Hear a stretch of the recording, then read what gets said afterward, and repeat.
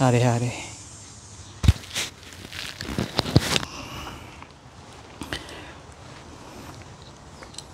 Kaibigan, welcome back.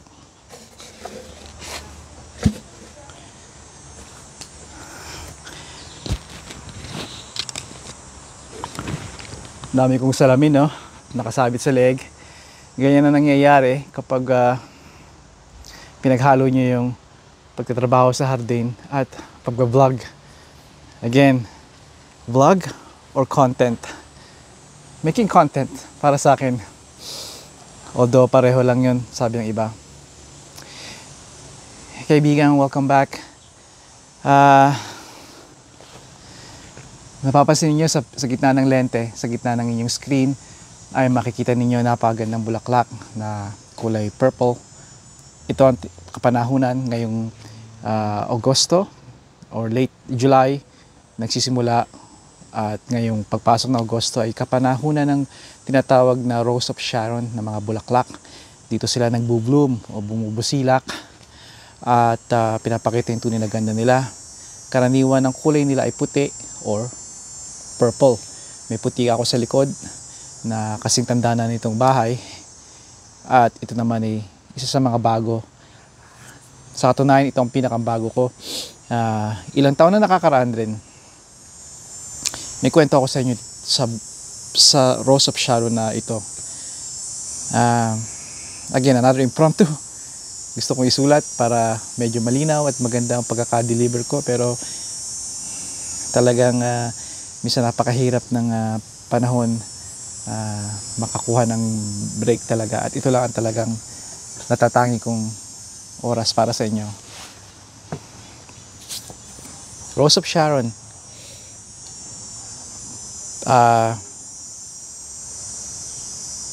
Siguro hindi ko na matandaan,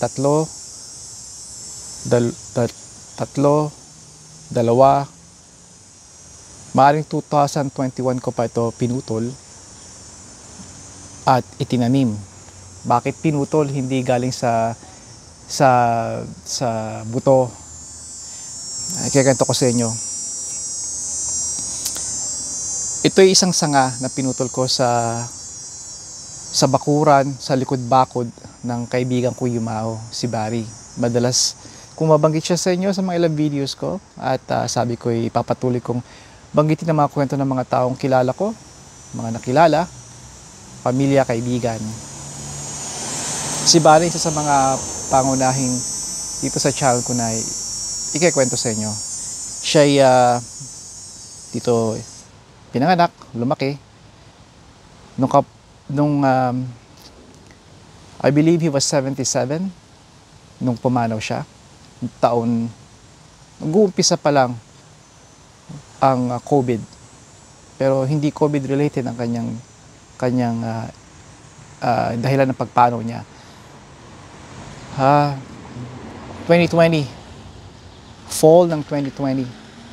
So, mga kalahating buwan na nang nagsimula ang pandemya. Tunay na simula nila dito. Around June yata, hindi ba? O early summer. Though hindi nag-umpisa yon. Yun yung talaga na-realize ng mga tao na may mga restrictions na. Nung nag-umpisa yung pandemya, ay lahat naguguluhan, lahat hindi alam ang gagawin, nag-rely sa mga balita, mainstream media na lalo tayong pinahamak dahil doon tayo umasa. Pero iba mga layunin nila, suportahan ang mga big pharmaceuticals at mga vaccine na sa aking opinion ay isang malaking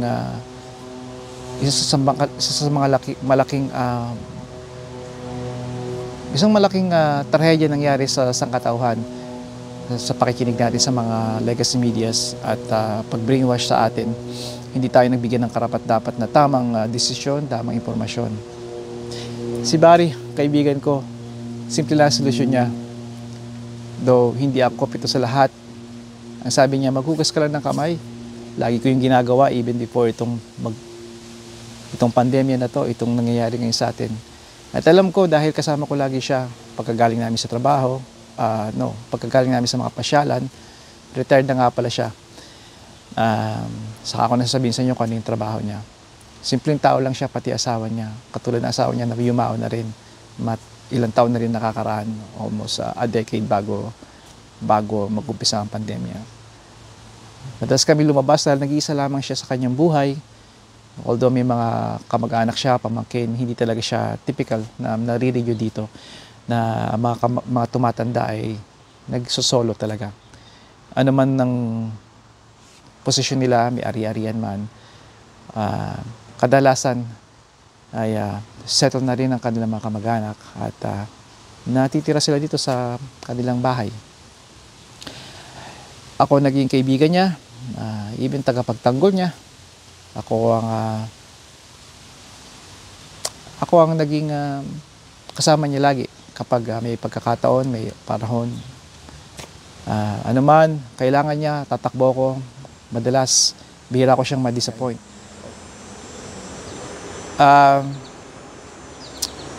Lagi kaming magkasama. Kung gusto niya ng tanghalian, may pagkakataon, pupunta kami. Pag hindi, hapunan o even late lunch.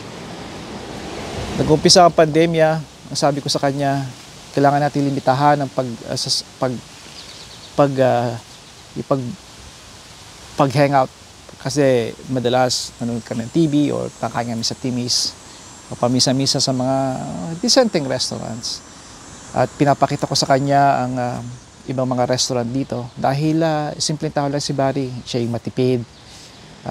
Sa kadahilan ay hindi niya nagagawa yung mga ibang bagay na sa edad niyang yun ay hindi niya nagagawa yung kumain sa mga expensive restaurants. Even buffet, kaibigan. Meron dito kaming pamilya na buffet na tinatawag na yung mga Mandarin, yung mga Marius I forgot. Tutuloy natin. Bilalagay ko lang dito yung pangalan ng Italian na buffet. Nagsara na rin yun eh. Tuwan-tuwa siya nun. Kaarawan din namin siya dinala. Ngayon, sa pagtitipid niya, sa labis niyang pagtitipid, siya yung tao na bumibili ng cash. Sa katunayan, doon ako natuto sa kanya or napatunayan kong na totoo talaga. Alam niyo totoo yun, pero nakita niyo sa actual na kapag nag-ipon ka, talagang meron kang aanihin.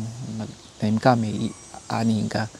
Sa katunayan, pinag-ipunan nila mag-asawa ang isang bahay dito. Bahay lang nabili at binayaran nila ng cash. Kotse nila, binayaran ng cash. Truck niya, binayaran ng cash. Lahat ng mga dapat, cash ang binabayad. Of course, meron silang credit, pero maingat sila. 99% cash yung makikita mo sa kanila. At madalas ko, nakapalagay niya ako ng load din dahil ako'y simula noon pa, cash na rin. Of course, iba-iba tayo ng pag-tackle ng kung paano tayo gumastos, magtipid, mag-save, at hindi natin pag-uusapan yun. Nanonood kami one time. Tutuloy ko itong kwento. Mapakarami pa magsasanga-sanga. Nanonood kami one time ng show sa kanyang bahay. Madalas namin panoorin yung mga about truckers, National Geographic, yung Highway 401, mga ano yung mga picking Canadian pickers, American pickers, yung mga pupunta sa ibang mga town, and sometimes alam namin yung town at doon sila makakolekta ng mga vintage antiques, mga stuff, and they will haggle or talk about the price, and then sa kalaunan magiging maayos ang kanilang negotiation, and we'll talk about mahilig kami sa mga antiques, mga antigo, ano man, sign sa gas station or mga tools. Nanonood kami at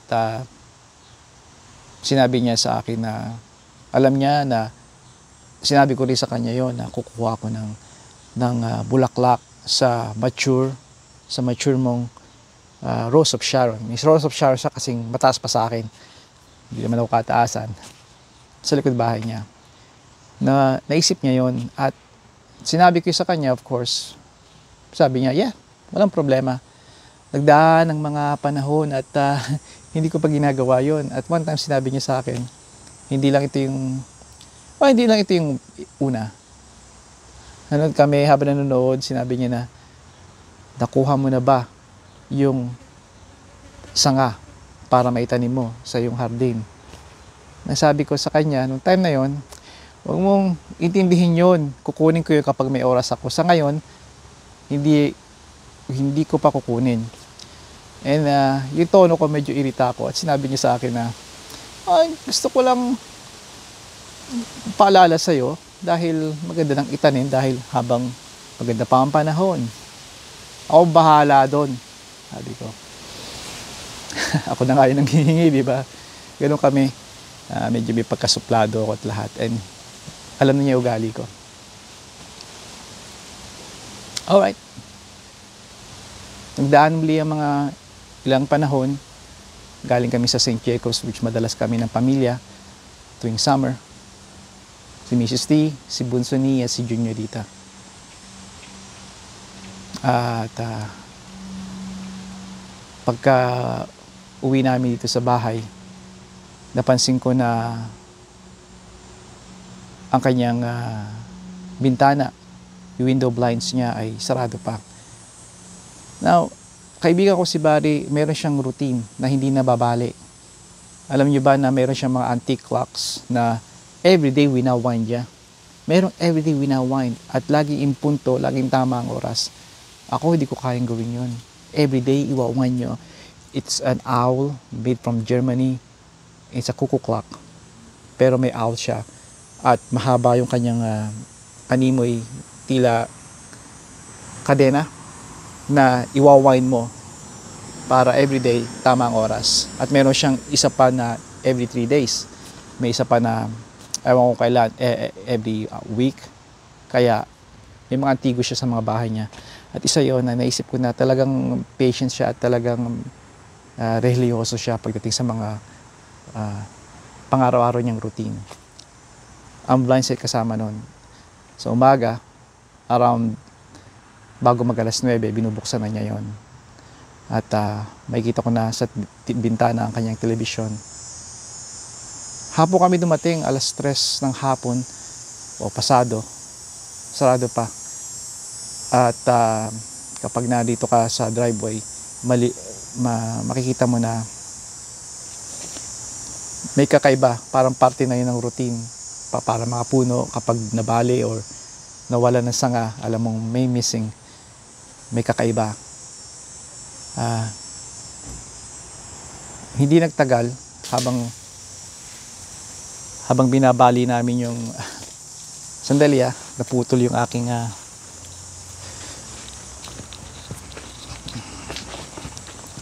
nag-burst yung leak ng hose. Finally nag-burst. Hindi ko na ayusin yung camera para makita ninyo. Bala ko magdilig ngayon, although hapon na. Dapat ideal talaga umaga. Napaka umaga, alas 4, alas 5, yun ang maganda. Pauwi na rin si Mrs. T galing sa Scarborough, sa Seafood City. Doon sila, binili ako ng pagkain ni Bunsonita. Parating ngayong week na to si Juniorita from Newfoundland. Nova Scotia, sa Maritime. At marami daw siya nakitang whale. Good for her, hindi niya kailangan pumunta ng Vancouver. Habang yung mga pinabili namin sa St. Jacobs Market, check that out too. Maganda yung lugar na yung pinakamalaking farmers market sa buong Canada. Ay habang alam ko may hindi niya binuksan at hindi pa nag-hit sa akin na may masama talaga nangyari, ay dinadala namin ng mga groceries. Pero alam ko sa katawan ko, pupunta ako doon, check him out. Taking my time hanggang sa tumawag yung kanyang bunsong kapatid. At hinahanap niya si Barry. Doon ko tanto doon ko nalaman na may something's wrong dahil kanina pa umaga niya tinatawagan at gusto niyang pumunta. Noong time na yun hindi pa siya able, pero ako yung una niyang contact talaga at hindi ko alam kung ba't niya ako tinawagan sa habang nandun kami sa St. Jacobs, or maybe hindi ko na makita yung mga missed calls niya noong time na yun dahil after that naging magulo na lahat.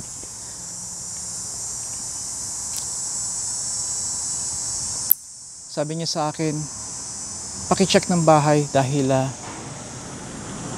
hindi pa nabalik sa akin ang tawag ni Barry. Kanina pang umaga. Okay, I will. Meron akong susi, kaibigan. Ang ilang mga bahay dito ay nabanggit ko na to kung paano halos lahat dito sa street namin, even sa kabila at sa further pa doon, ay kilala ako. May phone numbers sila ako. Pag may problema, tinatawagan ako. Hindi lahat natutugunan ko. Isa sa mga pinagkakatiwalaan nila sa akin ang kanilang mga anak, ang kanilang mga pets, ang kanilang magulang, apo, anak, ari-arian, garahe, bahay.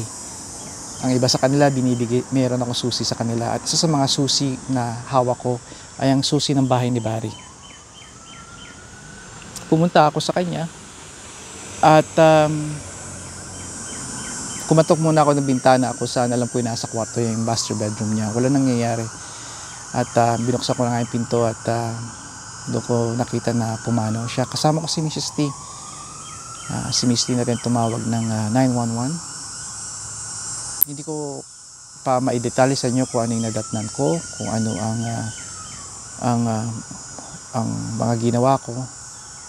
Pero ang maikling kwento na tumawag si Mrs. T ng 911 at nagresponde naman ng madali ang kapulisan at ang ambulansya. Lahat nakamaskara. Noong time na yun ay namumulat na ako dahil ang vaccine, ang maskara, ang lahat. And unang suspetsya pa nga ng ibang pulis ay COVID ang kinamatay dahil uso ng time na yun ang matatanda senior at COVID related. At ako ay may strong opinion about that. Kaya medyo nairita ako doon sa police. At pero naging okay naman lahat. Ayoko maging detalye ko ano yun. Nasa utak ko pa rin yun, maliwanag na maliwanag kung paano ako nagresponde kay Barry. Kita ko rin ang pagluha ni Mrs. T.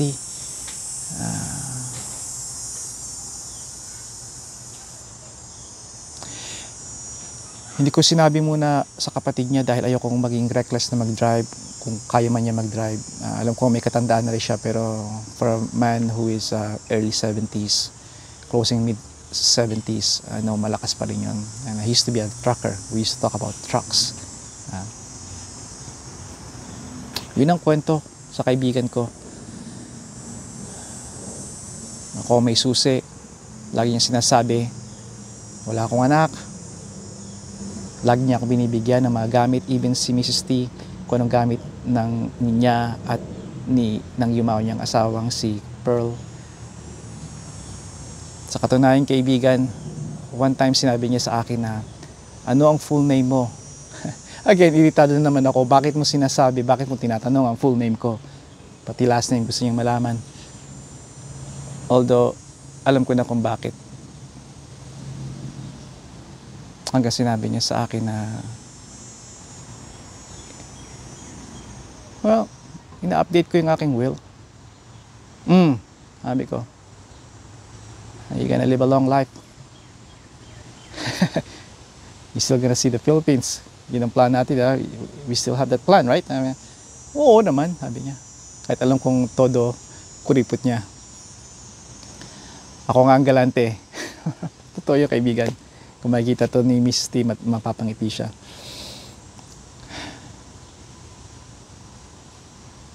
Lahat binibigay niya, ako tumatanggi. Marami akong mga tools na from 50s, 60s, 70s, 80s.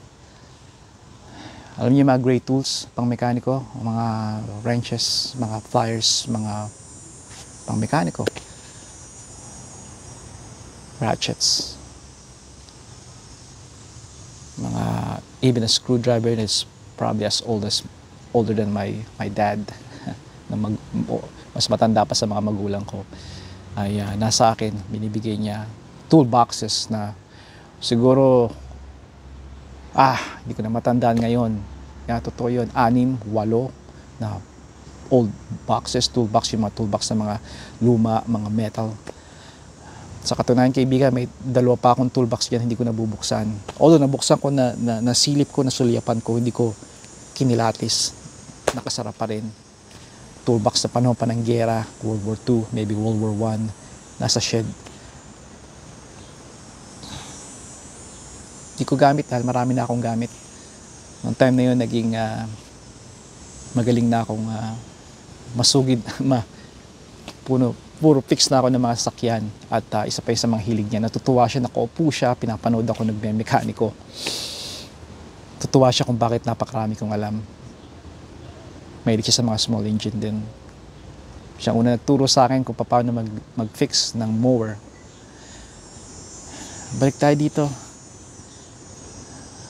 Pumanaw na siya at kaibigan, katulad ng mga maraming kwento ng mga narinig ninyo, nag-away-away ang mga pamilya. Mana. Will, nasaan? Nasaan updated will? Nasaan? Sumakit pang ulo nila nang sinabi nila na alam nyo ba na isinama niya si Lenny sa pangalan niya. At ang mga galit sa kanya noon na ngayon nagsulputan na para mga buwitre ay kinumpronta agad, kinausap agad ako, nasaan ang susi? Akin na yung susi. Kaibigan, binigay ko na yung susi sa kanila. Ano man ang hiling nyo, ayusin ko yung ano man ang tulong ninyo, maitutulong ko. Pero you can tell na gusto nilang, may iba pa silang hindi sila kawin na noon pa nila at hindi gusto ni Barry ang kanyang mga hipag, ang kanyang mga sasanyang pamangkin.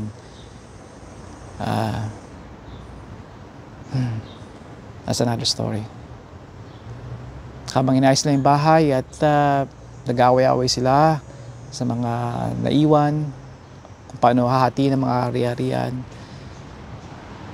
Minsan napapagbuntungan ako ng sumbong ay nandun lang ako nagmamatcha, kaibigan, at naalala ko yung sinabi niyo noon sa akin. Marami siyang sinabi sa akin. Tandaan niyo, kapag pumano isang kaibigan o malapit sa puso ninyo o kamag-anak, ay maalala niyo yung mga sinabi. Sa tingin niyo, hindi niyo maalala niyo, garantisado yung kaibigan. Napakarami ko ng mga malalapit sa akin sa puso na nawala. Kahit kaibigan, maalala niyo mga huling sinabi nila na hindi niyo naisip na maalala niyo ngayon. Naalala niyo ngayon pero maalala niyo. Totoo yun. Na sinabi nila na babalik muli sa inyong alaala. At isa ito sa mga yun. Habang abala sila sa pagkamkam ng naniniwala silang kanila, ay kaibigan, pumunta ako sa likod bahay muli at dala ko yung aking gunting. Pumutol ako ng isang sanga nito at nilagay ko sa bote na may tubig. Pero hindi ko nahintay na umugat, kalaunan. Binaon ko na dito. At ito siya, kaibigan. Napakaganda niya, no? Kaalagaan ko to.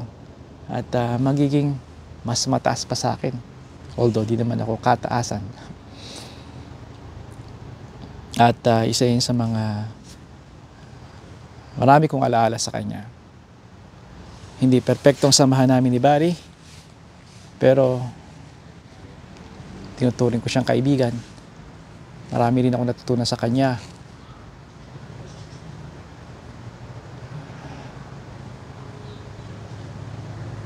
Kung narito pa siya ngayon, sigurado kasama ko siya sa vlog. Napakarami kong kwento sa kanya. Hindi lahat maganda, pero ibabahagi ko yun sa inyo. Ito lang, dahan-dahan ako nag-open. At again, meron akong code na gusto kong sundin pa rin. Ayaw kong ibigay ang lahat ng kwento at mananatili pa rin na may mga bagay na naniniwala kong sa akin lamang, sa pamilya ko lang, sa neighborhood lang nito. At may mga bagay na gusto kong i-share din sa inyo dahil naniniwala ako na napakaganda nito na ibahagi ang mga kwento. Noon pa, mga ninuno natin, yan ang isa sa mga nakakabit sa atin, ang kwento.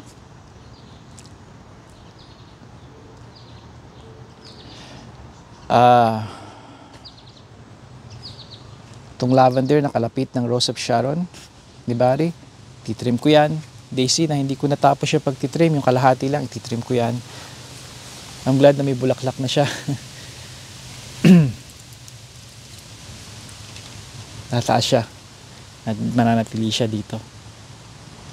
Kaibigan, dito ko natatapusin muli at sana'y maganda ang inyong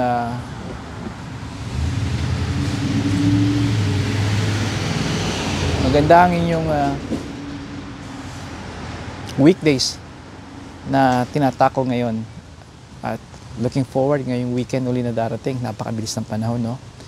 Nararamdaman nyo na siguro ang lamig sa umaga, hudyat, mga hydrangea na magbabago ang kulay. Mga puting hydrangea, typically mag-change na yun ang kulay yung mga nag-bloom na nung mga nakaraang mga linggo. Magpapalitan sila ng kulay na medyo grayish, medyo mula na yung pagkaputi nila. Dahil hudyat na yon. Though magkakaroon pa tayo ng sunod-sunod na sa ibang mga bahagi, mga heat wave. Excuse me. Kaya